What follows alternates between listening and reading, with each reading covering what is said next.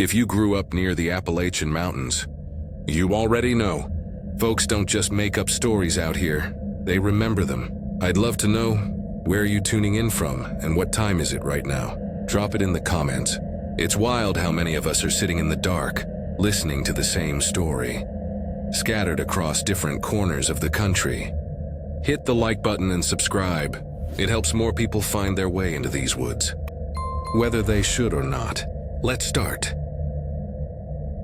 It wasn't some high school find yourself cliche like the movies. It was a last-ditch break from my dead-end job, and a breakup I didn't see coming. My boss at the print shop had been cutting hours for weeks. My girlfriend had already moved her things out, and the lease on my apartment was up. I told myself I'd take my old Subaru wagon, the one with a dented back hatch and half a bumper sticker still, clinging to the glass down into the foothills of the southern Appalachians and see what all those travel blogs were raving about. I wanted to hike a little, camp a little, maybe take some photos that would make my life look better than it felt. By the time I crossed into West Virginia, the sky had that strange half-light you only get on cloudy late afternoons. Like dusk stretched thin across the hills, my cell signal flickered and died somewhere past a hamlet called Barton Springs, a name that didn't even appear on Google Maps when I searched later. Spotify froze on a song I didn't like, so I shut it off and listened to the rattle of the wagon's roof rack instead. The road narrowed to cracked asphalt, then patched blacktop, then a rough strip of two-lane that twisted like a dropped ribbon through the hills. On either side, oaks and maples leaned in as though they'd been planted to keep secrets from the sky. I wasn't scared yet, just stiff and dehydrated. My water bottle was empty, and the gas gauge had slumped lower than I liked, when I spotted a weather-bleached wooden sign nailed crooked to a cedar post, fuel and food 1.5 miles. I took the turn without thinking. The arrow pointed down a spur road so thin it could have been a driveway. Potholes pocked the surface like craters. The trees pressed closer, blotting out the last of the weak daylight. After 2 miles, then 3, there was no station, no light, no smell of gasoline. My stomach made that hollow sound between hunger and nausea. I began to wonder if the sign was a relic from some long-closed business. I just started easing the car around to turn back when the woods opened into a gravel lot. At first glance, the place could have been a shuttered ranger outpost or an abandoned bus depot. A low, square building of poured concrete squatted under a corrugated metal roof. Its wide front window was so smeared with grime it looked like wax paper. Out front stood 2 pumps, relics from the 90s. One was swaddled in a plastic trash bag taped tight at the base. The other blinked a green 0 on its screen, but refused to count anything. No brand name, no posted hours, not even a "We're open" sign. Just a black pickup parked too close to the building, engine off, windows tinted dark as obsidian. 3 men leaned against its driver's side door like sentinels. They weren't smoking or talking. They weren't even shifting their weight, just standing there, watching. Something in my gut flicked like a switch, but I pulled in anyway. Maybe because my tank was low. Maybe because I didn't want to believe the unease creeping up my spine. I cracked my door open, and all 3 of them lifted their heads in unison to look at me. Not casually, not curiously. Coordinated. Like stage lights snapping on, one of them straightened, taller than the others. Clothes too clean for a gravel lot in the hills. His hoodie had no wrinkles. His jeans still held the fold marks from the store, and his sneakers gleamed like they'd never touched dust. He smiled, but it was the kind of smile you practice in a mirror when you're trying to look trustworthy. I nodded politely and ducked inside. The interior smelled faintly of cold iron and old mop water. Not air conditioning, something else. The ceiling fans were still, and a single fluorescent tube blinked in the far corner like it was dying. No clerk, no bell, no security mirror. Just humming coolers at the back and rows of snacks whose packaging had faded to pastel, like old postcards. I grabbed a bottle of water and a bag of trail mix without looking at the price. Buy, pump, leave. That was the plan. Then I heard them. Voices outside, low and fluid. At first I thought it was Spanish, but then a syllable caught my ear. The rolled R, the back-of-throat consonants. My grandmother was from a village in Belarus. I'd grown up with scraps of her Slavic dialect floating around my kitchen. I wasn't fluent, but I understood enough to know when someone thought they weren't being overheard. "She's perfect," one voice murmured. Another, "Once she's off the road." A third, deeper, "We do it at the hollow. No one hears." My fingers tightened on the water bottle. I stayed still, back to the window, pretending to read a nutrition label. My heart thudded so hard it felt like the building might echo it. I walked slowly to the counter, set my items down like nothing was wrong, and waited. Still no clerk. Just the hum of the cooler and the murmur outside. After a few more seconds, I abandoned the act and headed for the door. They were still there, but now they stood straighter, like soldiers awaiting orders. The tall one gave me that same practice smile. "Everything okay in there?" he asked, his voice smooth but just a little too interested. "Yeah," I said, forcing a yawn. "Long drive. Zoning out." He stepped closer, not enough to touch me, but enough to shrink the space around me. "We're heading up to an overlook. Real pretty view. Got food too. You should come." I didn't glance at the others. Didn't glance at the truck. Just the black windows, the too clean paint job. "Sure," I heard myself say, casual as a coin toss. The back passenger door opened at exactly the right moment. Not automatic, not rushed, timed. I slid in, trying to look relaxed. The tall one climbed in beside me, again too close. The others took the front. The locks clicked down soft, final. They spoke again in that Slavic dialect, but lower now. I caught fragments. "If she panics." "She won't, not here." "Good, quick." I left my earbuds in but didn't turn on any sound. Outside the window, the woods blurred. No houses, no signage, just endless green walls. Then the tall one leaned close, voice low like a secret. "Change of plans," he said. "We're going somewhere quieter." "Cool with that." "I'd rather get back on the highway," I said, keeping my tone level. "Still got hours to drive." He chuckled once, short, dry. "No, you don't get to change your mind now." From the passenger seat, the man said, "She doesn't even have her phone." I patted my pocket, empty. The driver reached back, held up my phone like a prize, then rolled down his window and flicked it into the trees. The sound it made against the branches was so small it almost didn't exist. I grabbed the handle. It didn't budge. The tall man's arm shot across my chest, pinning me like a seatbelt. His hand was cold through the hoodie. He muttered something sharp, impatient. "Timing, quick." I shut my eyes, whispering a prayer under my breath. Not for a miracle, just for anything to interrupt this trajectory. Anything at all. That's when I saw the hollow. We'd left pavement miles ago. Now we rattled along a dirt track hemmed by steep banks. On the left, the slope dropped into a gulch choked with ferns. On the right, an old stone chimney jutted from the brush, all that remained of a building long gone. My grandmother used to tell stories about chimney ghosts in the Belarusian woods, the last standing part of a cursed house, marking a place where bad deeds stayed restless. She said if you passed one alone, you should never look at it because that's where the souls stood waiting. I hadn't thought of that in years. But as we passed, a flicker of pale cloth seemed to shift between the stones. Face? A trick of the headlights? I couldn't tell. The driver cursed. The truck jolted as though something heavy had hit the axle. He braked hard. All at once, the cab was lit with red and blue. Not just a flash, flooding through the tinted glass, painting the men's faces in lurid color. Sirens wailed close enough to shake the windows. "Shit," the passenger hissed in English. The driver slammed the brakes. Gravel sprayed. Outside, 2 sheriff's cruisers boxed us in, one ahead, one behind. A loudspeaker cracked. "Hands where we can see them!" "Out of the vehicle!" The tall man opened his door slow, still trying for control. I didn't wait. I shoved his arm off and bolted out my side into the blinding lights, arms raised.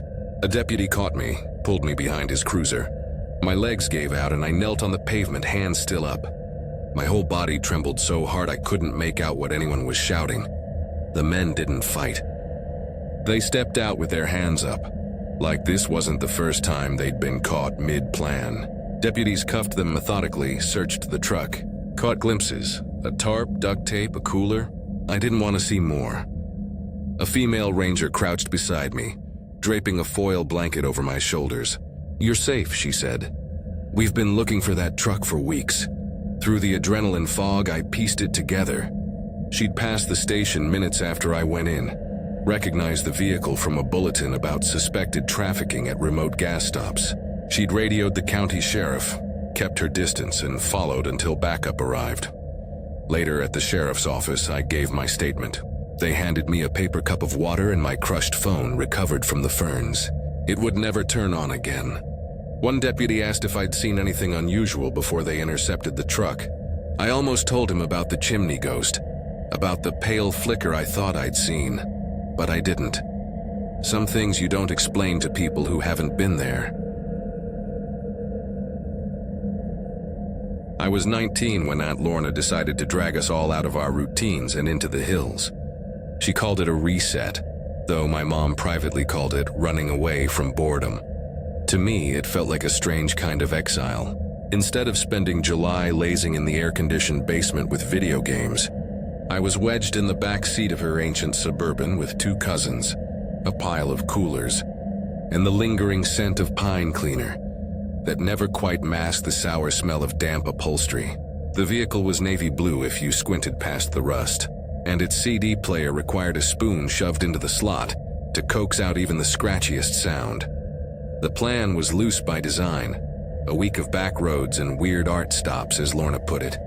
No Wi-Fi, no sports camps, no malls, just Appalachian byways, oddball roadside attractions, forgotten churches and driveways turned museums with hand-painted donation signs.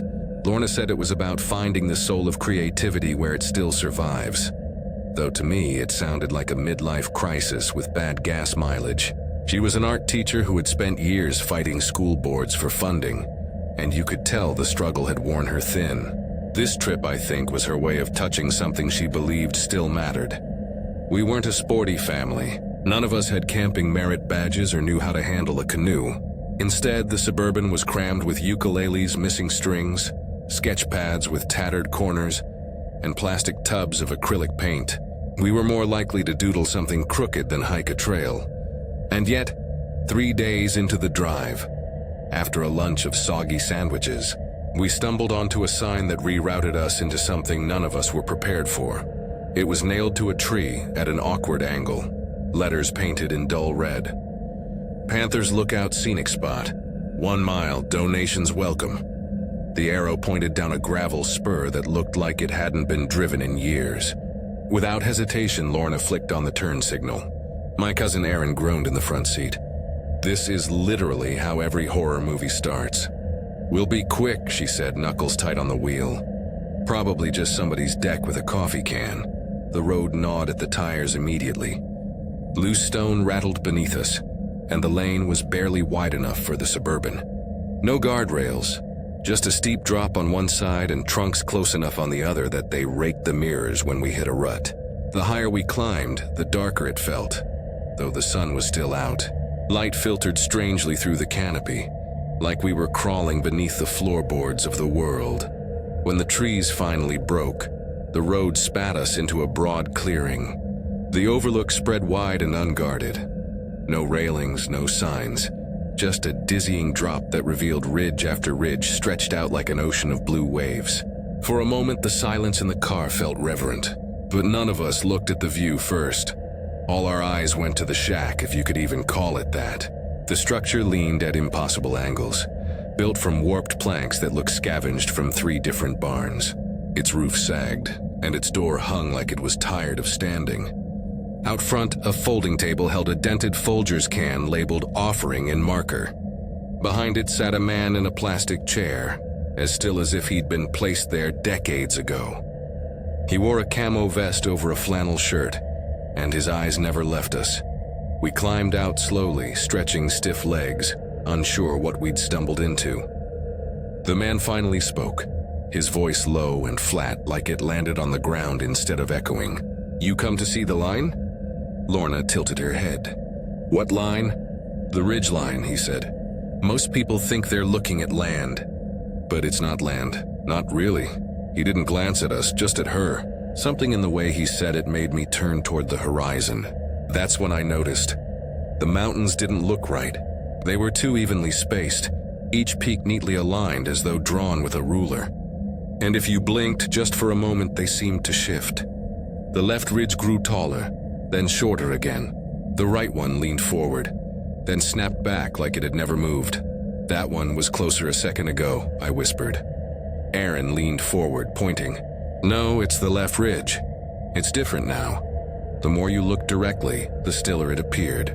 But glance away, then back, and the skyline had changed, subtly but undeniably. It was like the mountains themselves were breathing, rearranging themselves when you weren't paying attention.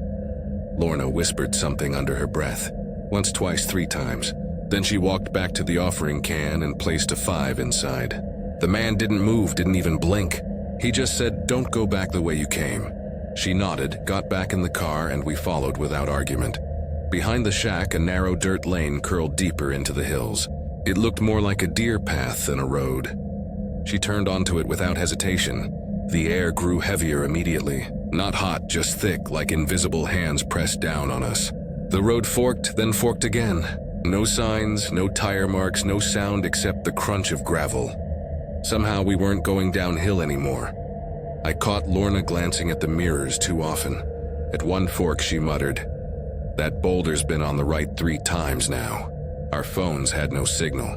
The GPS map was blank, not even showing roads, just gray grid. I checked my phone again. The screen glowed faintly, but there were no icons, no time, no battery percentage, just a featureless light. My cousin Emma's did the same. Lorna's too, she didn't comment, just drove. Eventually, the road withered into tall grass.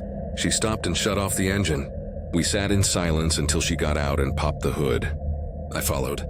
The belts were brittle, cracked like old rubber bands, though we'd barely driven an hour. The block was cool, almost cold, like the engine hadn't run at all. "I think it marked us," she murmured. "What does that mean?" I asked, though I wasn't sure I wanted the answer. She didn't reply. She just lowered the hood and slid back into the driver's seat. The next hour, we reversed slowly, inch by inch. At every fork, she chose differently. Left, then right, then left again. We passed the same leaning tree 3 times. Then we passed something that made my chest cave in. A blue nylon jacket dangled from a branch. Aaron let out a strangled sound. "That's mine," he whispered. "I lost it at camp in Asheville. 3 years ago, none of us touched it." Later, we passed a stone slab half buried in weeds. The carving read, "Black Hollow School, 1903. But there was no schoolhouse, just the base of its foundation, crumbling into dirt.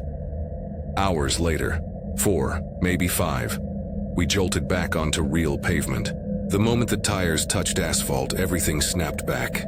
Phones lit up, GPS showed our location. Clocks displayed the time. The Suburban looked normal again, except the seatbelts were shredded at the edges, frayed like they'd been chewed or aged for decades. We didn't speak, not until we reached a diner at the edge of a nameless town. The waitress eyed us as we stumbled in. "Y'all look hollow," she said, pouring coffee before we ordered. Lorna gave her a small smile.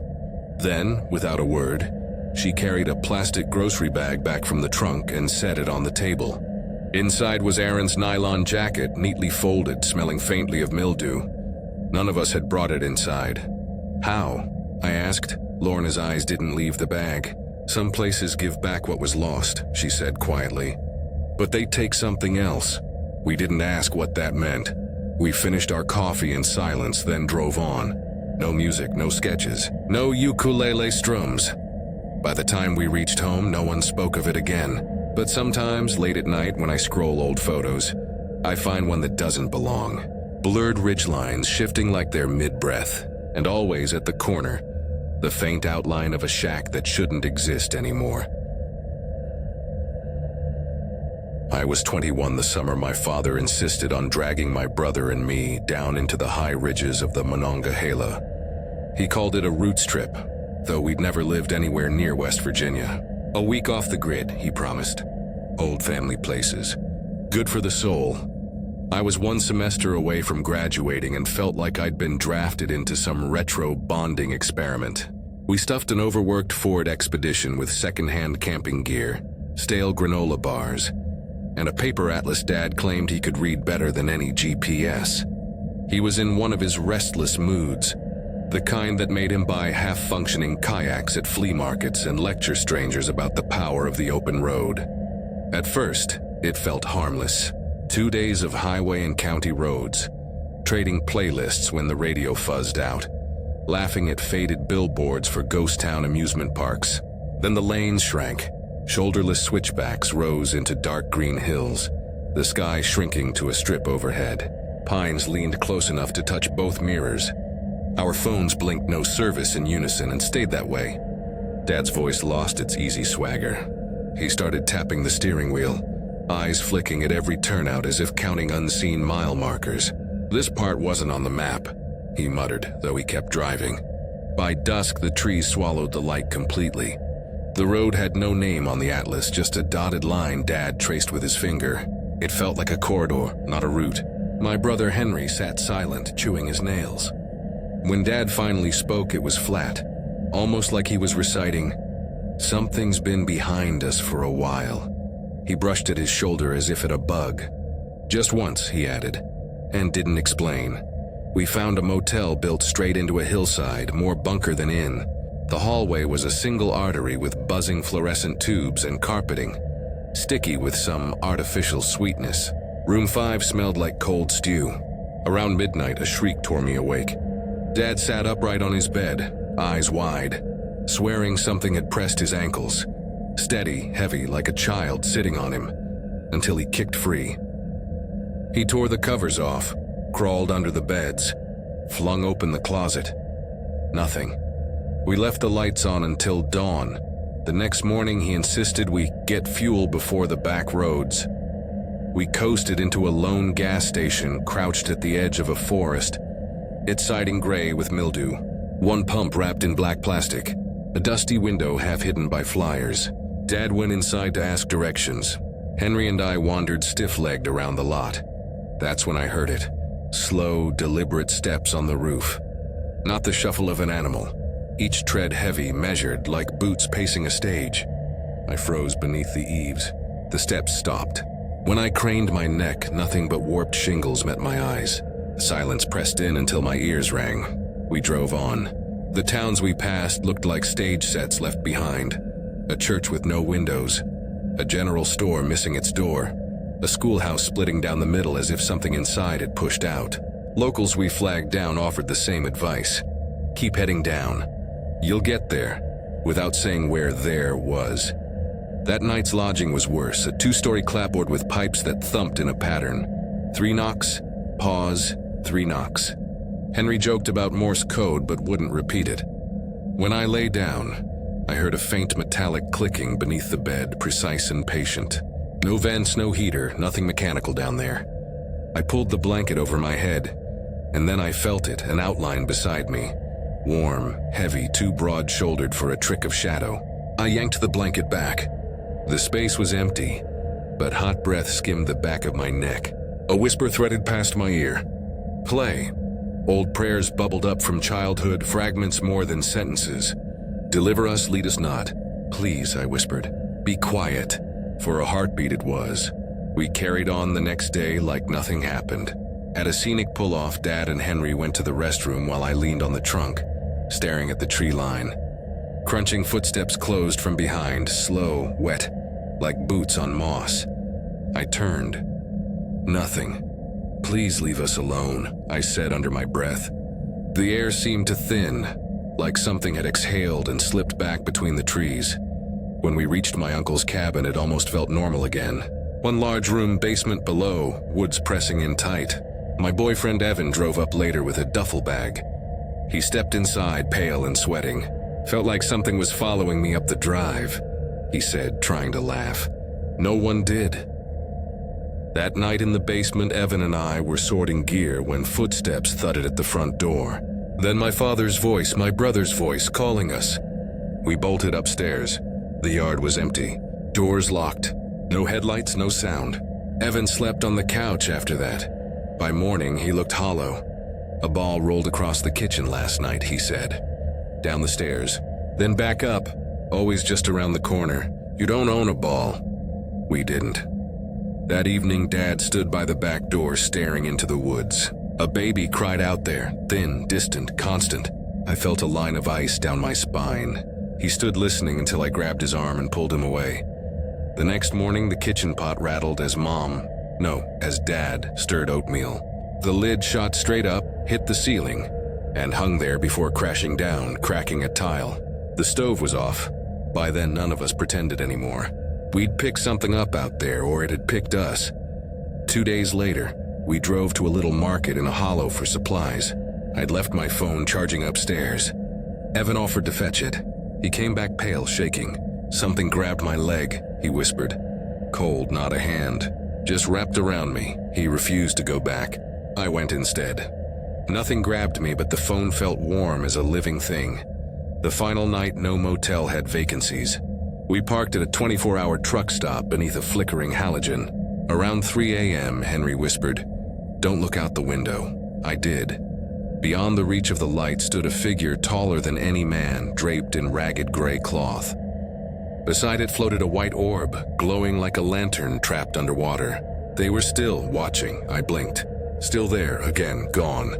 When we finally reached home, the cat was missing. No open windows, no collar in the yard. Dad swore he hadn't seen anything since. But one night he woke to find a tea light burning inches from his face.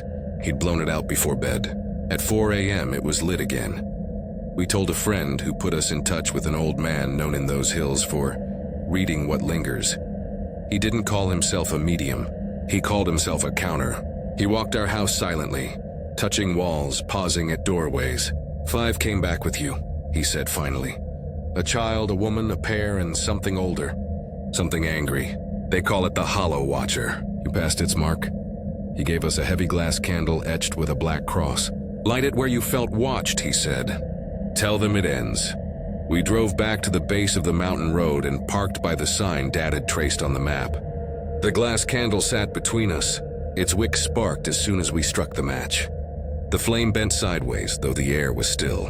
The glass made a faint clicking sound like knuckles flexing. We spoke together, voices trembling. "This place isn't yours anymore. You don't come with us. It's time." The flame steadied. The clicking stopped. After that, the footsteps, the whispers, the crying in the woods, gone. Evan slept without bolting upright. Dad stopped brushing at his shoulder. I left for school a month later. I've never driven that road again. But I've noticed something I can't explain. Photos on my phone from that trip shift when I scroll. The trees along the ridge lean a little differently each time, as though trying to line themselves up.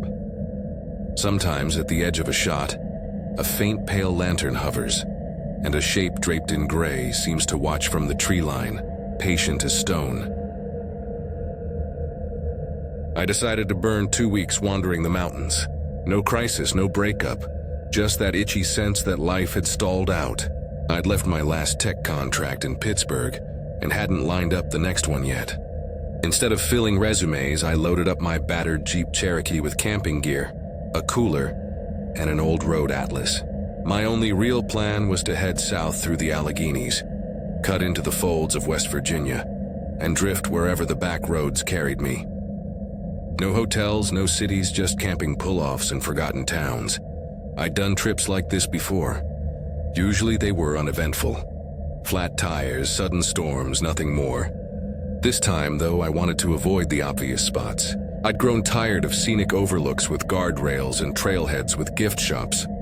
So in the weeks before leaving, I'd lurked in the darker corners of old hiking forums, places where posts had dust on them, and threads had long since gone quiet. That's where I stumbled across one titled, "Blue Valley Cut, Scenic Not Maintained." The username was nonsense, letters and numbers mashed together. The directions read like an old-timer's hand-scribbled map. No GPS pins, no mile markers, just landmarks. Turn left after the school with bricked-up windows. Watch for the barn with no roof. If you see the same boy on the road twice, you've missed it. It had the flavor of a local secret mixed with a dare. I screenshotted it, figuring I'd maybe check it out if I was nearby. 3 days into the trip, I was more than nearby. I just left a ridgeline near Logan County when the Atlas route veered toward Blue Valley. I pulled over, reread the instructions, and decided to follow them. Gravel popped beneath my tires as I turned off the main road. The air changed immediately. darker, cooler, as though the tree line leaned forward to greet me. The first landmarks matched: a collapsed boarding house smothered in kudzu, a church whose windows had been sealed with red brick from the inside. When I stopped to take a photo, the picture came out blurred. No matter how many times I wiped the lens, my chest tightened in a way I tried to laugh off. The last instruction was a sharp right after a silo. I found it, green metal leaning, and made the turn. That was when the GPS froze. Not the usual spinning wheel. The whole screen locked, then blinked to black. A red word pulsed across it: realigning. I killed the unit and restarted it, but the same message appeared. I'd never seen that warning before, and I've never seen it since. The Jeep crawled forward. When I checked my mirrors, the road behind me didn't look the same. Curves I'd taken were gone, replaced by steeper turns. The trees leaned closer together, their trunks thicker, their shadows swallowing more of the light. The gravel under my tires had a faint violet tint, like bruised stone. I'd never seen rock like it. Curiosity pushed me farther than caution. Around a bend, I passed a gutted logging truck stripped of wheels and engine. Beside it lay a stack of antlers, 30, maybe 40, arranged as neatly as firewood. I didn't stop. My knuckles locked on the wheel. Then came the man. He stood in the center of the road over a freshly killed deer. Overalls hung off his frame and his face was smeared with gray ash. In one hand, he clutched a paper map gone soft with creases. In the other, a funnel. A pickup idled behind him, rumbling steady, though he never looked toward it. He didn't look at me either. He only stared at the funnel as if trying to remember what it was for. I eased the Jeep around him, careful not to clip the deer. He never moved. I never looked back. The road narrowed further, branches scraping the sides. I killed the music. Man-made noise felt wrong here. That's when the fog slid in. Not ordinary fog, but low, heavy, curling across the road like it had been herded out of the trees. It clung to the Jeep's hood in thick waves. Through the haze, I spotted a rusted bus shelter, just a bench under a tin awning. A girl sat there, red dress plastered to her knees, face buried in her arms. I slowed, window half down, ready to ask if she was hurt. She raised her head as I passed. Her eyes were clouded white, blind but fixed. She pressed her face against the glass of the shelter, as though waiting for a bus that never came. I accelerated, heart slamming. That stretch lasted forever. No turns, no signs. Just fog and the suffocating sense of being herded forward. My phone screen stayed black. Then at last, headlights up ahead. Relief surged, another traveler. But when I gained on the vehicle, my stomach iced. It was my Jeep. Same faded paint. Same cracked taillight. The rear fender bore the crescent dent I'd put there backing into a post months ago. I floored it, but the Jeep ahead of me rounded a curve and vanished. When I followed, there was nothing. No tire marks. Only a wooden sign swinging from a chain-link gate. Retreat. I didn't retreat. The road forked soon after, splitting into two dirt ruts. I chose the one with fresher tracks. That's when the fuel light came on. I cursed, coasting. The gauge dipped lower with every bend. Just when I thought the engine would die, a gas station appeared. A squat block building with a rust-red canopy. The sign on the door read "Closed Sunday." It was Tuesday and the lights were on. I stepped out. The air was too still, as though the entire valley held its breath. Through the glass, the shelves gleamed with stocked goods. Cereal boxes bright as if new, coolers full of bottles. A man stood behind the counter, hand frozen on the register. When I knocked, he didn't move, didn't blink, didn't breathe. I backed away, shaking, slid into the Jeep and turned the key. For whatever reason, I checked my phone again. To my shock, the screen lit. A single text waited. No name, no number. Just 4 words. "You're almost here now." I tossed the phone onto the seat and drove. The road climbed sharply, ending in a clearing. And there, at the center, was my Jeep. Engine idling, driver's door ajar, gear piled in the back exactly as I'd packed it. My hands locked the wheel so tight my knuckles burned. When I blinked, the Jeep was gone. Not driven away, gone. No sound, no trace. Panic overrode curiosity. I slammed into reverse, careened back down to the gate, and barreled until pavement reappeared under my tires. A battered highway sign pointed to Boone Run, a town I recognized. I coasted in on fumes, filled up at a normal station. and sat with shaking hands. When I pulled up the screenshot of the forum thread, it had vanished. Post deleted. User scrubbed. No cached copy, as if I'd dreamed it. But I know I didn't. Because a week later, parked outside my apartment, I found gravel scattered across the hood. Violet-tinted stones, the same kind I'd never seen before, still faintly damp with fog. I agreed to join my cousin Jordan on what he called the kind of road trip that changes your blood. His words, not mine. He'd just come back from a year of teaching English overseas and had this look in his eye. Restless, nostalgic, a little reckless. I figured a long drive through the Appalachians might shake me out of my own rut. My architecture job in Columbus had fizzled into paperwork and beige cubicles, and I hadn't said yes to anything spontaneous in years. The plan was simple. Leave early, take 2 days to wind down toward North Carolina, stop for waterfalls and antique malls along the way. We had no reservations, just a cooler full of sandwiches and the dented Ford Transit his dad had loaned us. I wanted quiet, maybe some inspiration for sketches. Jordan wanted adventure. Half a day in, outside a town called Norton Hill, he tapped the steering wheel and said, "Highways don't tell the truth of a place. You have to take the buried roads." He said it casually, like quoting a proverb. I laughed, but he kept his eyes on the off-ramp, grinning. Before I could answer, he veered us off Route 23. The first landmark was a shuttered ice cream stand half swallowed by weeds. The next was a church with boarded windows, no glass, no door. My phone map froze in place, then went blank. We both tried different apps, nothing. Just gray grids and unresponsive compasses. The pavement turned to gravel, then dirt. Pines pressed close, their needles trapping strips of sunlight like ribs. When the transit jolted down a dip, it didn't come back upright. The front passenger tire sank, cleanly, silently, half a foot into the earth. Jordan cursed and killed the engine. The ground was dry, cracked, not soft enough for mud. It was as if the road itself had decided to swallow the wheel. He tried reversing. The van didn't budge. No spin, no grind, just refusal. I climbed out, scanning for rocks or branches to wedge beneath the tire. That's when I spotted the fence. It lay 20 yards off, sagging and half-eaten by ivy.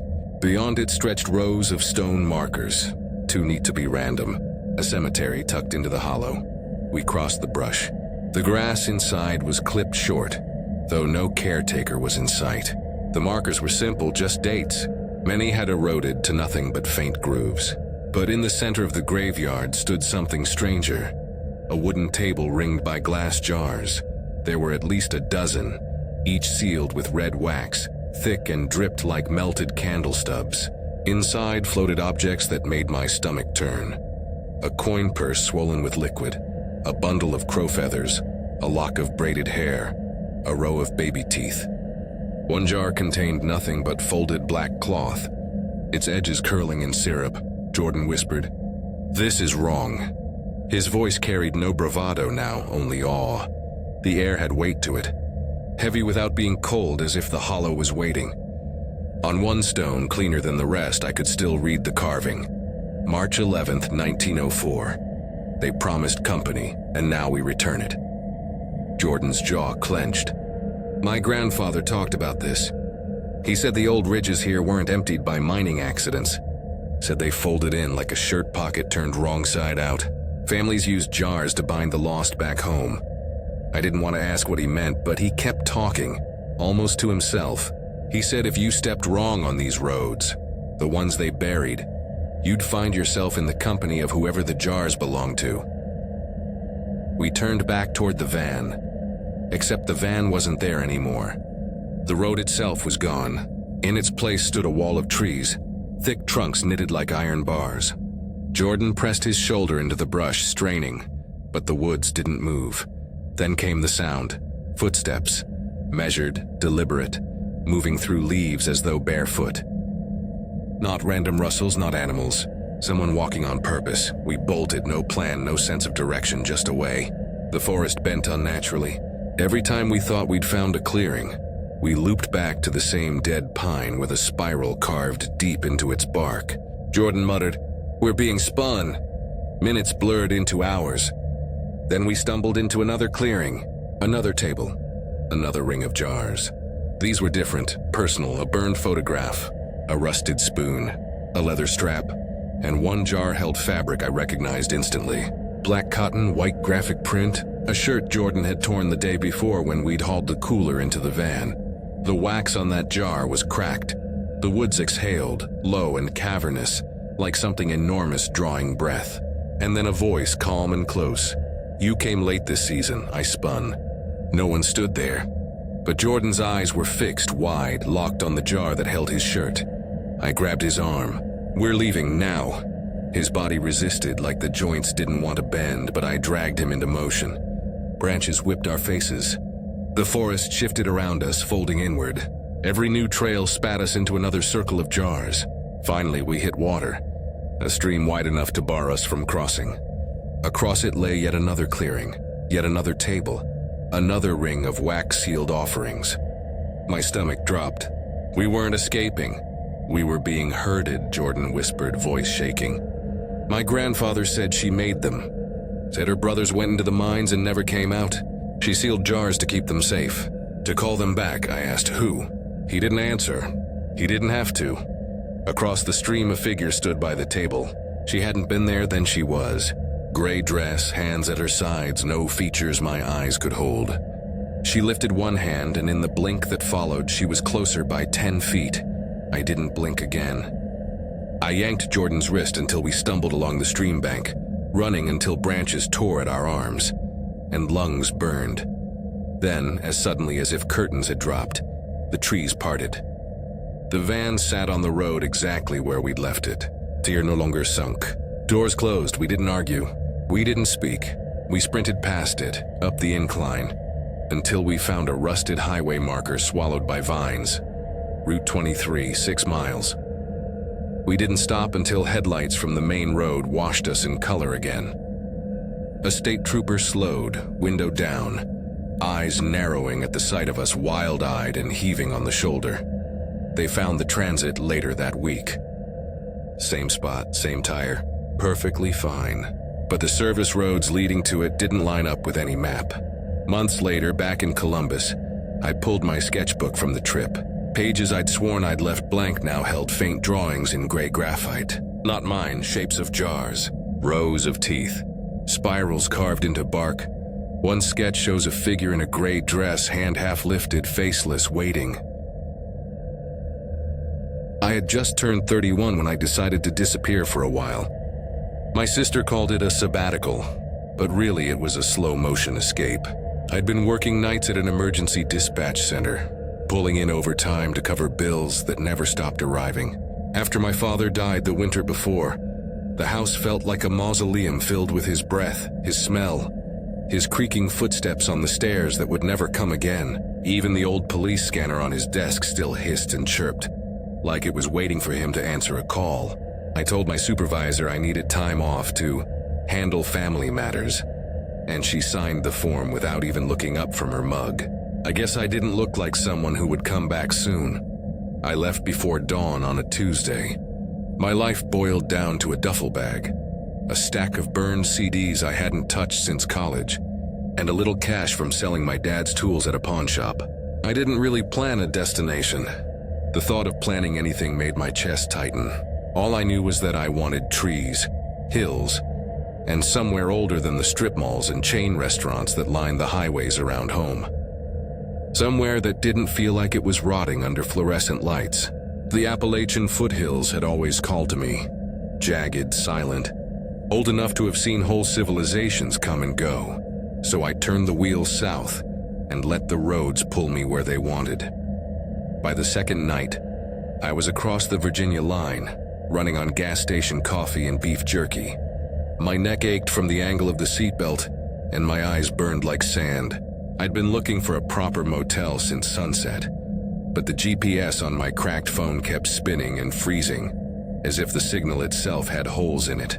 Just past midnight, a wooden sign loomed out of the mist, swinging from rusted chains. The paint was mostly gone, but I could still make out the words "Cold Hollow Motor Inn" burned into it like a brand. An arrow pointed down a one-lane road veering off the highway. The letters looked like they'd been carved by someone's hand decades ago, not printed by a machine. Maybe exhaustion made me curious. Maybe grief. Either way, I turned. The gravel lane felt more like a trail than a road, branches slapping against my windshield like hands trying to push me back. The deeper I went, the thicker the mist became, until my headlights caught the shape of low buildings crouched among the trees. The inn appeared so abruptly I nearly hit the brakes. It was a squat, U-shaped structure of stone and weathered siding, maybe 8 rooms at most. The middle courtyard held a cracked fountain choked with moss. Only one light glowed, a harsh orange bulb over a door marked 5, and a wooden office shack sat off to the side, its roof sagging under wet leaves. Inside, the office smelled of damp wood and old coffee grounds. A kerosene lamp flickered on the counter. Behind it sat a woman in a gray cardigan, hair piled into a lopsided bun. Her eyes didn't quite meet mine, but she spoke before I could. "Night rate's 50, cash." Her voice was raspy like a match being struck. There was no guest book, no screen, just a chipped bell on the counter. When I nodded and handed her the money, she slid a brass key attached to a round wooden tag across the counter. The number 5 had been painted on so long ago the paint had bled into the grain. She didn't offer a receipt. I didn't ask. The door to room 5 stuck, then gave with a groan like a throat clearing. The room smelled faintly of cedar and something sweeter, like damp lilac. 2 beds faced a small TV bolted to a crooked shelf. The floral bedspreads were stiff with starch or age. A humming window unit rattled against the back wall. I dropped my bag on the nearest bed, splashed water on my face at the sink, and decided to find food before I collapsed. Across the road, a small fuel stop glimmered through the trees, its sign a faded cartoon bear holding a cola bottle. Inside, I grabbed a microwaved burrito, a soda, and a bag of salted peanuts. The clerk didn't look up from his phone. I paid and left. When I came back, the key wouldn't fit. Turned halfway, then caught. I tried again, pressing harder. Suddenly, without me twisting, the knob shifted under my hand as though someone had turned it from the inside. The door opened a crack. I stood there, the burrito cooling in its wrapper, listening. No sound but the cicadas and the low hum of the AC. I nudged the door open with my foot and stepped in. The bag on the bed hadn't moved. The TV was dark, but the second bed, the one by the window, was different. The coverlet had been folded back neatly. The pillow dented as if someone had been sitting there, waiting. I had touched only the first bed. I closed the door with a click and slid the bolt, telling myself I was just overtired. I ate half the burrito sitting on the edge of my bed, watching an old black and white Western flicker on the TV. The static between scenes hissed like whispered words I couldn't catch. I caught movement in the mirror above the dresser, a quick gray blur crossing the bathroom doorway. I turned so sharply the soda bottle fell and rolled under the bed. The bathroom stood empty, door ajar, light off. Yet the door moved slightly, as though it had been nudged a second ago. I forced myself to walk over, push it open, flick the light on. Nothing, no breeze, no vent. I shut it again, the click louder than it should have been. For a moment I thought about going back to the office, but the thought of the gray cardigan woman made my stomach knot. Instead, I left the bathroom light on, climbed onto the bed fully clothed, and stared at the ceiling until dawn pushed pale light through the blinds. I left without stopping at the office, dropping the key in a dented tin box nailed to the doorframe. The lane back to the highway seemed longer than I remembered. By noon, I was climbing into the higher ridges of Western Virginia, the road narrowing into switchbacks cut into rock. Trees leaned close, branches clawing at the edges of the asphalt. Fog hugged the hollows, so thick in places it felt like driving through wet cotton. I stopped at a scenic pull-off just to breathe. The view rolled away in layers of blue and gray ridges, each one fainter than the last. For a moment I felt small but steady, like the mountains might hold me up. Then I heard it, footsteps crunching gravel behind me. Slow, deliberate. I turned, no one. But on the damp ground were 2 prints, bare feet, long-toed, pressed deep like someone had stepped out of a creek. They led from nothing and went nowhere. My stomach went cold. I climbed back into the car and kept driving, hands slick on the wheel. A few miles later, I found a general store leaning against the hillside, its porch cluttered with rusting farm tools. A cow skull hung above the door, bleached almost white. Inside smelled of linseed oil and old sugar. A woman behind the counter, her face creased like dried bark, looked up as I entered. "Any place to stay ahead?" I asked, trying for casual. She scratched her arm and frowned. "Not for miles. Closest is Harper's Gap Lodge, other side of the ridge." I hesitated. "What about Cold Hollow Motor Inn? Back a few miles?" Her brows knit. "Ain't been a place called that since the 60s. Burned down after the Hollow took the owners." Her voice dropped on that last part, like she'd said something impolite. I pulled out my phone, opened maps. Nothing. No marker, no recent search history like I'd imagined it. "You sure?" I asked. She just stared, then muttered, "Hollow don't like strangers staying long." I left with a paper cup of coffee that tasted like scorched earth. That night, rather than risk another roadside inn, I parked behind a small white-painted church, whose sign read, "New Hope Tabernacle," in peeling blue letters. The lot was empty. I laid my jacket over my chest in the back seat, cracked a window and tried to sleep. Around 3:45 a.m. came the first knock. 2 soft taps on the passenger glass, polite, like someone asking for a favor. I bolted upright, heart hammering. No one there. I checked the mirrors. Nothing but dark. Another 2 taps, this time near the back window. Then the driver's side. Always 2 taps. A slow circle around the car. My hands shook as I turned the key.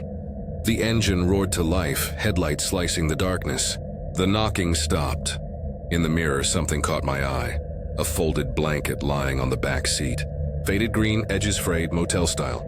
It was the same pattern as the bedspread from the second bed at Cold Hollow. I hadn't brought it. I pulled onto the road and didn't stop driving until the sun broke over the ridge. The blanket still sitting there like an accusation. For days after, I kept seeing little signs. My dashboard clock would reset to 5:05, the room number, whenever I crossed into deep shadow. On narrow roads, my rear view would flash glimpses of bare feet on wet gravel, then nothing. Once in a diner, the waitress refilled my coffee and whispered, "Hollow walks behind you now," without breaking her smile. When I asked what she meant, she blinked as if waking and said she'd said no such thing. I started researching on my phone whenever I had signal. Old forums, scanned newspaper clippings, forgotten folklore blogs. In the 1940s, a family ran a roadside lodge near Big Tumbling Creek called Cold Hollow Motor Inn. Locals claimed travelers went missing after staying there. Hunters, salesmen, drifters, people no one would come looking for quickly. The stories spoke of a hollow guest that slipped into beds at night, learning a sleeper's breath until it could walk wearing their footsteps. The inn burned in '63 under suspicious circumstances. No bodies found. Only an empty ledger open on the counter. By the time I reached Tennessee, the blanket in my back seat had grown damp, smelling faintly of lilac. No matter how many times I left it at rest stops or threw it into dumpsters, it would be back by morning, folded neatly. I stopped calling friends. My sister's texts went unread.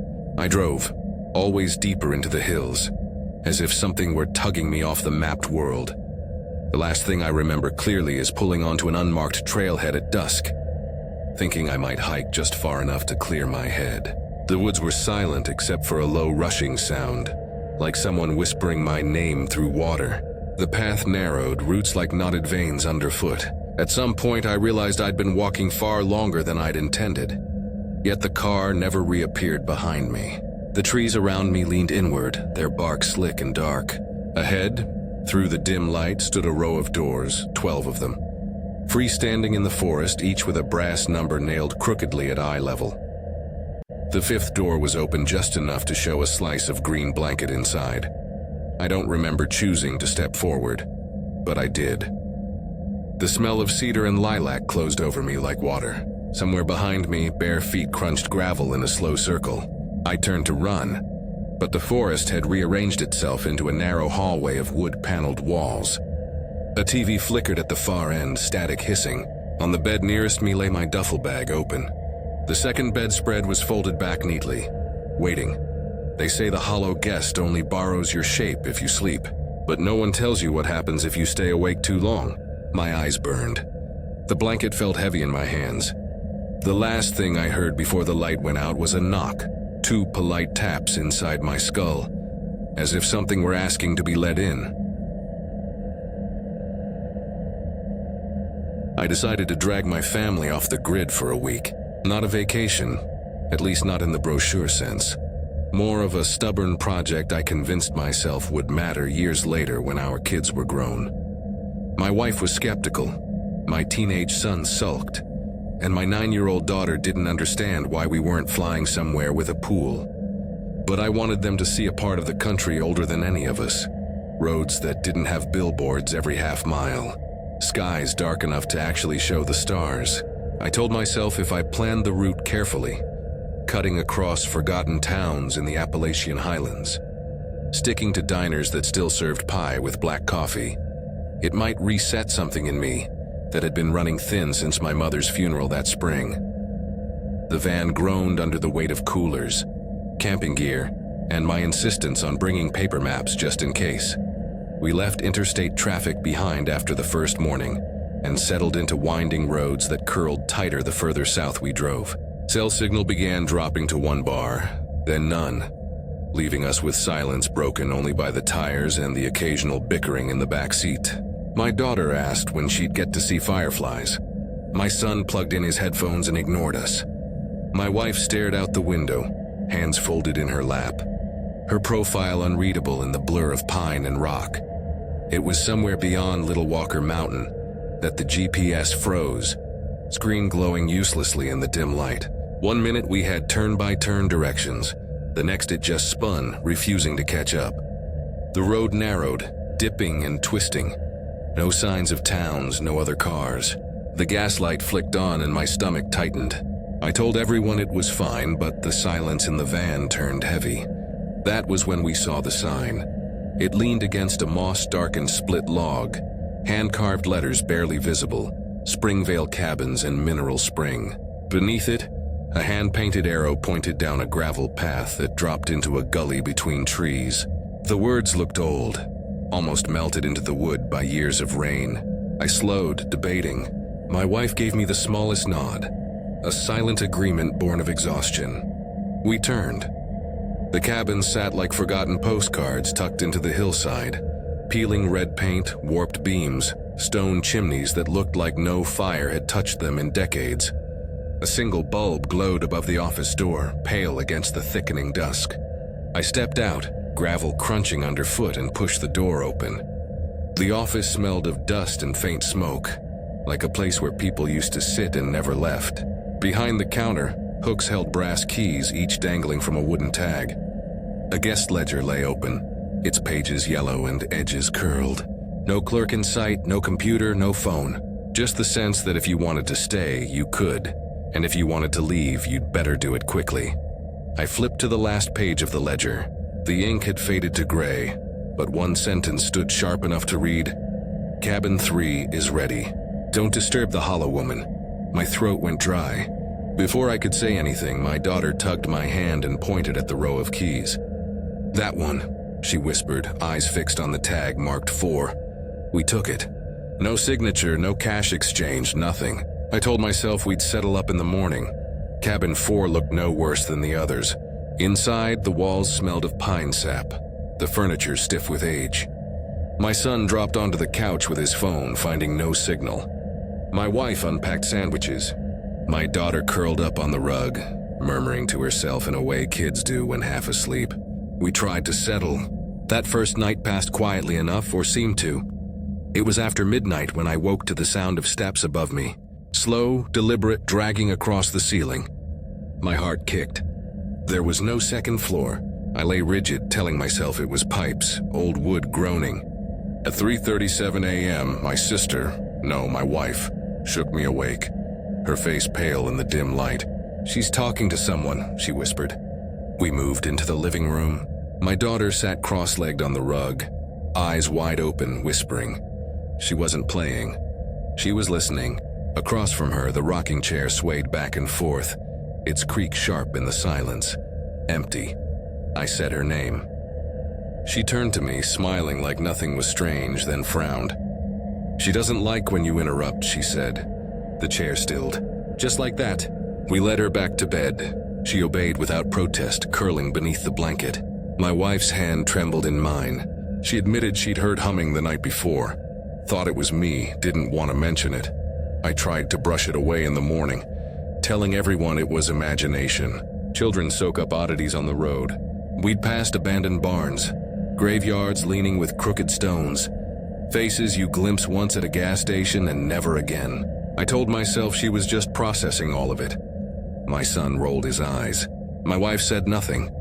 2 nights later, we refused to risk another vacation cottage. We parked behind a tiny clapboard church, its paint peeling to gray. The sign read Blessed Hope Tabernacle. We arranged ourselves in the van, seats tilted back awkwardly. The dash clock glowed orange. At some point past 2, I woke. I couldn't move. Not groggy, not half asleep. Frozen. My chest locked, limbs heavy. My daughter's breath warmed my arm. My wife's hand rested limp on my chest.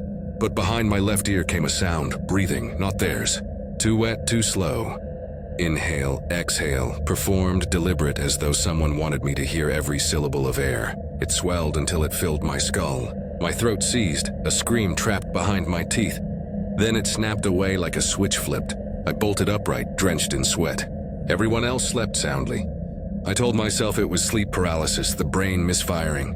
But deep inside, I knew better. At a fuel stop the next morning, a shack with 1 pump and shelves of expired soda, I filled the tank while my daughter wandered toward the tree line. She froze at the edge, staring into the shadows. I called her name. She didn't move. "She's there," she whispered. My stomach dropped. "Who?" I knelt beside her. "The hollow woman. She's not supposed to be on the road." Her voice was calm, like repeating something she'd been told. I looked into the trees and for a moment thought I saw a pale outline. Tall, hair hanging in wet strands. The branches creaked though the air was still. Rage flared through the fear. I spoke out loud, firm, voice steady. "This is my family's trip. You don't get to follow us. If you were ever alive, I'm giving you 1 chance to go. If you come back, I'll find someone who knows how to end you." The words burned, leaving my throat. The woods went still. My daughter slipped her hand into mine. We left in silence. For days after, things seemed better. We laughed more. My son even lowered his headphones long enough to argue about music.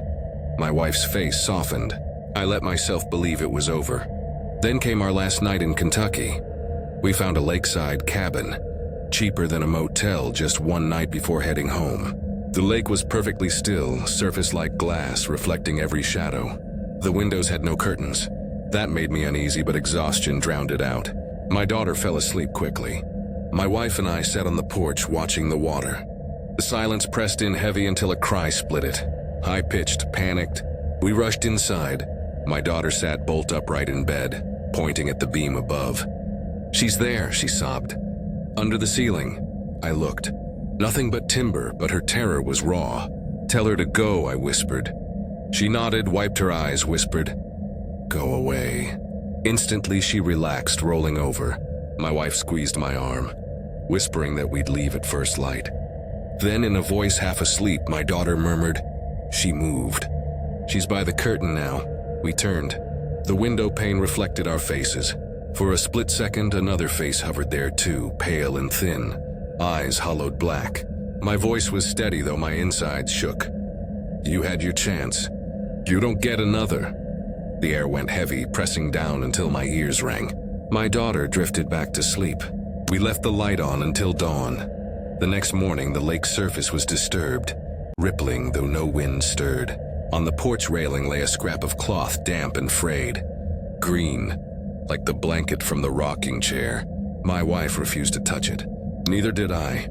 We drove home in silence, each of us staring straight ahead. None of us saying the words we feared, that the hollow woman hadn't stayed behind. Sometimes, when the house is quiet, I hear 2 breaths where there should only be 1. My daughter still whispers to corners. My son has nightmares he won't describe. And last week, when I checked the crawl space, I found muddy footprints across the beams above our bedroom. Bare, narrow, pacing back and forth like someone waiting for me to fall asleep. I was 28 when I agreed to ride shotgun for my uncle. He wasn't the kind of man you told no easily. He'd worked most of his life hauling odd equipment across state lines. And when his old friend in West Virginia called saying there were machines from an abandoned quarry that needed surveying, he decided it was a two-man job. Truth was, he just didn't like being alone on long drives. His knees locked up on him if he sat too long, and his eyesight wasn't what it used to be. I figured a few days on the road would be better than listening to him complain about his neighbors back in Knoxville. We rented a battered flatbed truck from Lexington, its tailgate rattling every time we hit a bump. I remember thinking the thing wouldn't survive the trip, but my uncle patted the dash like it was a horse. Never trust the interstate, he told me as we merged off. Fast lanes are for people trying to outrun themselves. You want to see the bones of this country? You stay on the old roads. That was his way of saying we'd be cutting through the Appalachian backroads. The first hours weren't bad. The road bent like thread pulled too tight, curling through slopes spotted with sagging barns and clapboard churches that looked ready to sink into the ground. He pointed everything out. Coal-stained creeks, rock walls so old the mortar had melted away. Grocery stores no bigger than sheds. He loved the mountains like they were kin. I mostly scrolled my phone, trying to squeeze out a bar of signal, watching texts fail to send. Eventually, even the clock on my screen froze. I gave up and just stared at the blur of trees. Sometime after lunch, the air changed. It's hard to explain if you haven't felt it. Like the sky thickened, heavy in your chest. The road shrank to little more than a strip of gravel. The trees pressed closer, taller, darker. My ears popped like we were climbing, but the dash altimeter didn't move. My uncle's watch ticked once, then stopped. The clock on the truck froze at 2:19. It stayed there no matter how many times I checked. Then we hit the fork. The sign looked older than the road itself, nailed crooked into a rotted post, half hidden by vines. The words were cut rough into the wood. Ravenholt Trace, no mileage. No arrow, just a name. The path it marked didn't exist on our useless GPS. My uncle slowed, peering at it like he'd been waiting for this. "This'll cut through," he muttered. I heard about it years ago. The gravel narrowed to a single lane. We hadn't passed another car in nearly 2 hours, and the silence gnawed at me. No birds, no cicadas, no wind. Just the grind of tires on loose rock. That was when I saw him. A boy lay sprawled across the center of the road. 8, maybe 9 years old. Shirtless, skin the color of dust. No shoes, no pack, no movement. His arms were stiff at his sides, his head tilted unnaturally. My uncle cursed and stomped the brakes. The truck jolted to a stop a few feet away. We couldn't drive around. To the right, the road fell into a sharp ravine. To the left, trees crowded so close they looked nailed together. My uncle's knuckles whitened on the wheel. Then the woods moved. Figures stepped from between the trunks. 5 men, slow and certain. Their clothes were layered and stained, like they hadn't been washed in years. One carried a shotgun, another a long knife with a carved bone handle. Their faces were calm, eyes fixed. No shouts, no threats, just steady intention. One approached my window and tapped it once with his knuckle, a sound too soft for the weight it carried. "Drive us to the hollow crossing," he said. Not a question, not a request. Before I could react, the boy in the road sat up in one clean motion. No groan, no wince, as though lying there had been nothing but a game. He smiled and I felt my stomach twist. His teeth were too small, too neat, like they belonged to someone else. He climbed into the back seat. The others followed, calm as passengers who'd hailed a cab. The shotgun man slid into the passenger seat beside my uncle. One more climbed into the flatbed. My uncle didn't argue. He just shifted the truck into drive. The man beside me gave directions. Not normal ones. No distances or routes.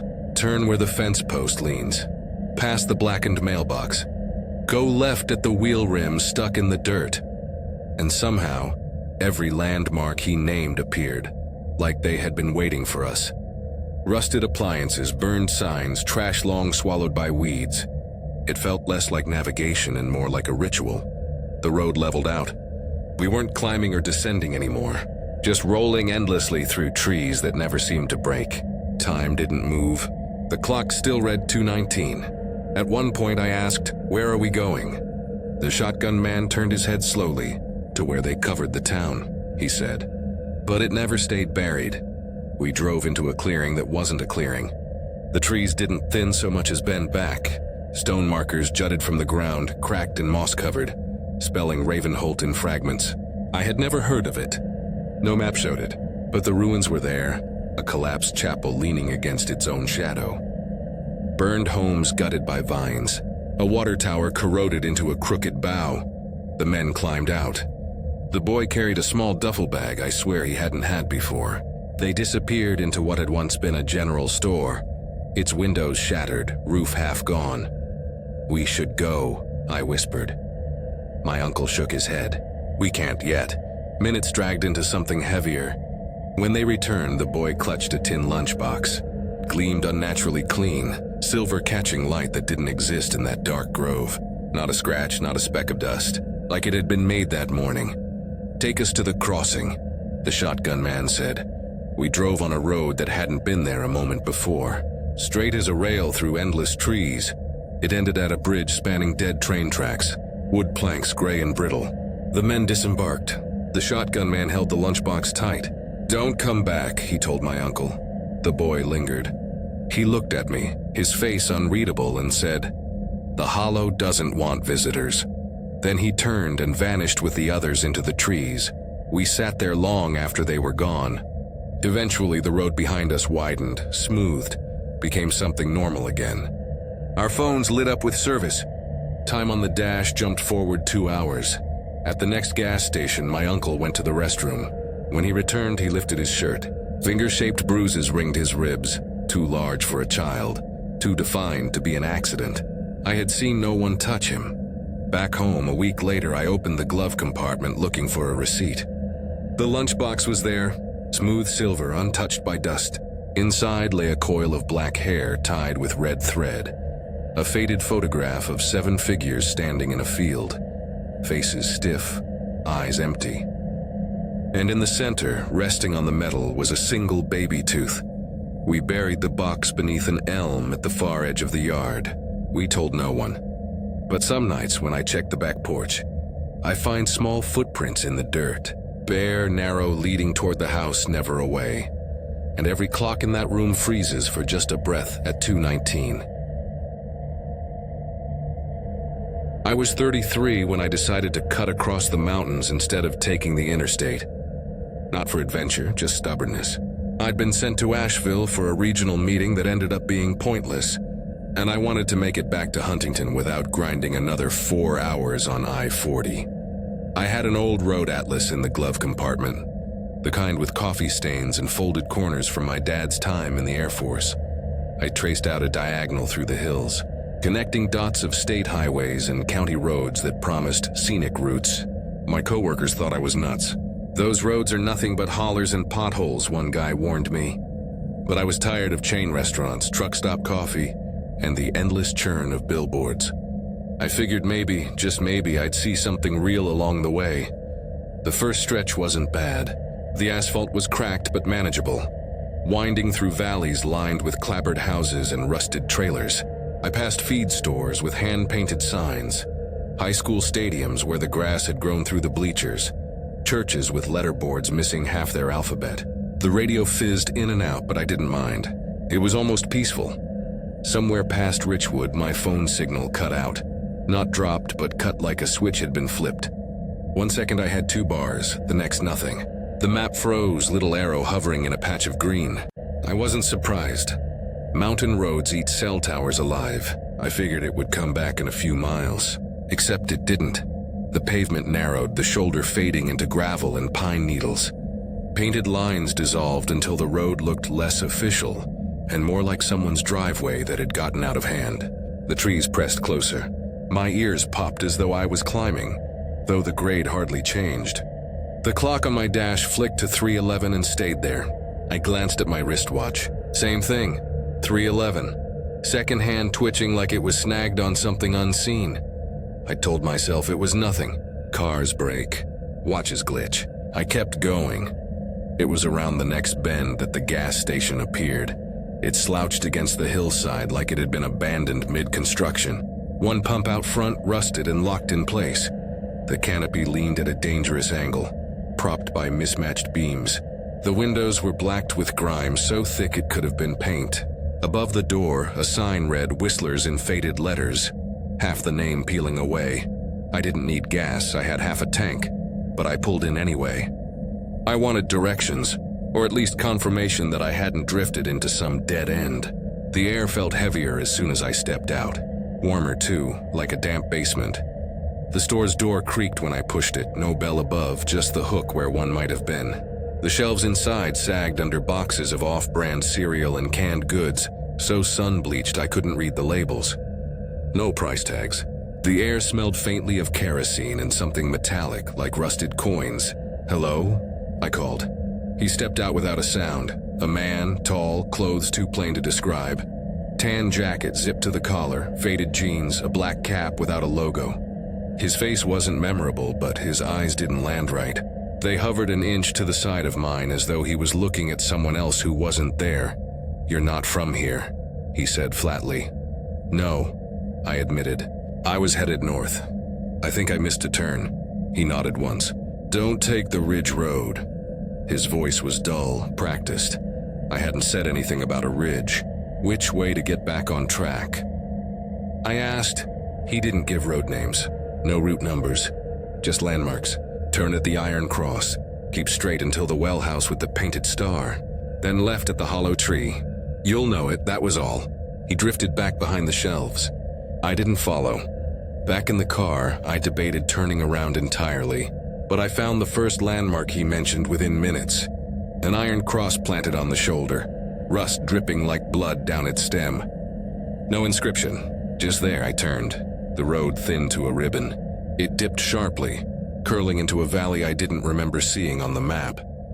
Houses began to appear, scattered, broken. Trailers with their sides caved in. Cabins clinging to porches with spray-painted warnings across the siding. "Keep out. Not yours, stay gone." One porch had a rocking horse split down the middle, its head dangling by a nail. I passed a church with boarded windows. Something had clawed deep gashes across its door, wood splintered outward. Another 100 yards and I saw the signs. Not road signs, slabs of wood nailed to trees. Some bore Bible verses painted in frantic strokes. Others carried messages I couldn't read, words bent into strange symbols. One had nothing but a red handprint, a nail punched clean through the palm. The pavement came back, but crooked. Hand-painted lines swerved across the asphalt, like a child's drawing of a highway. The headlights caught another vehicle. A white pickup pulled to the shoulder. No plates, no markings. A tarp tied tight across the bed. No one inside. I drove past. 5 minutes later, I saw it again. Same dent in the bumper, same crack in the taillight, parked in the same patch of flattened grass. I pulled over, hard hammering, and killed the engine. The woods weren't silent. Something moved in them, steps through dry leaves, light and careful.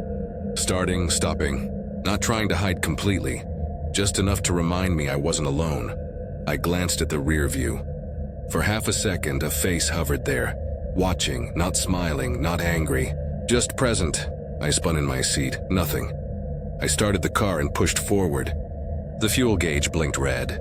I hadn't driven far enough for that. My stomach turned cold. The road twisted tighter. The trees leaned overhead, branches knitting together until the sky disappeared. That was when I saw the next sign, crooked plank nailed into a split post, "Welcome back." My throat closed. I hadn't turned. I hadn't looped. But there it was again. The pickup parked now on the opposite side of the road, tarp flapping as though something beneath it breathed. I didn't stop. I drove faster. The forest eventually began to thin, just enough for distant light to flicker. Street lamps ahead, weak and orange.